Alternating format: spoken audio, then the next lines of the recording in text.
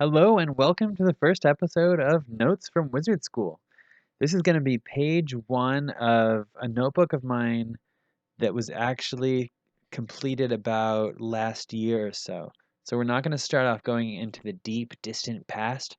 We're going to start fairly fresh, which means that there's going to be material that I remember well. So hopefully we'll get started with some good, good material that I don't have to be sitting around hemming and hawing over.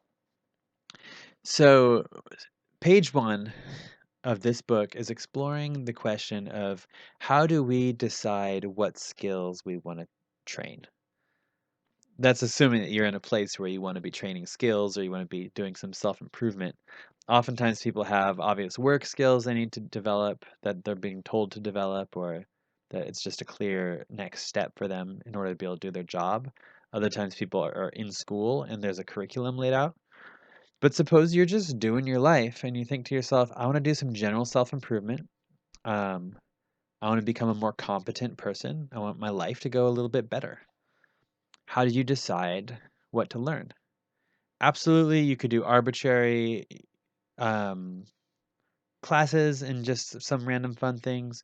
You could just follow your heart, say you want to get better communication skills. You could just talk to more people. You could read a book on communication and work on something from the book. But suppose you want to really get in there and do something that's going to make a clear, noticeable difference.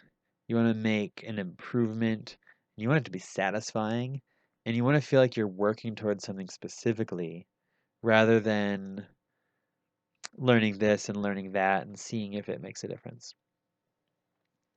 So here's an idea.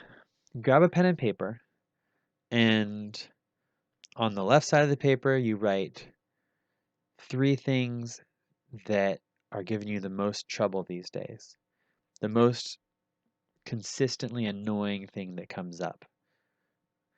And then the other half side of the paper, you write the three things that make you happiest these days, that give you the biggest smile, that you're most excited for. So theoretically, you'd like less of the troublesome things and more of the good things.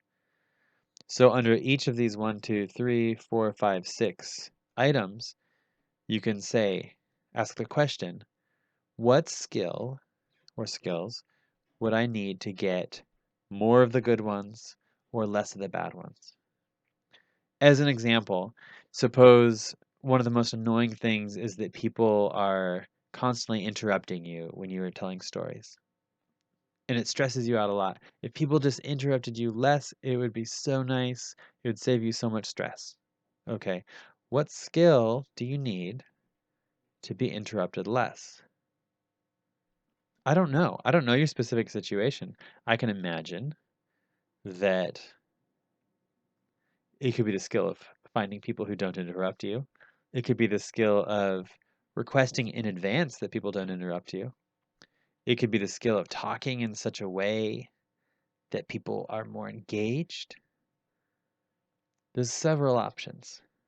But if you find one that seems right for your specific situation, and then you work on that skill, just imagine how, if you succeed in that skill, you will then see a noticeable change in your day to day life.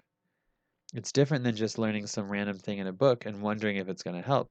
You're going to actually notice, hey, I'm doing this skill, and either it's not working, in which case I need to adjust and find a different skill that's going to work, or it is working, and now suddenly people are interrupting me less. And that feels really good. People are actually listening to me. I might suggest also listening to other people, but that might be a topic for a different episode. So what do you want more of? What do you want less of?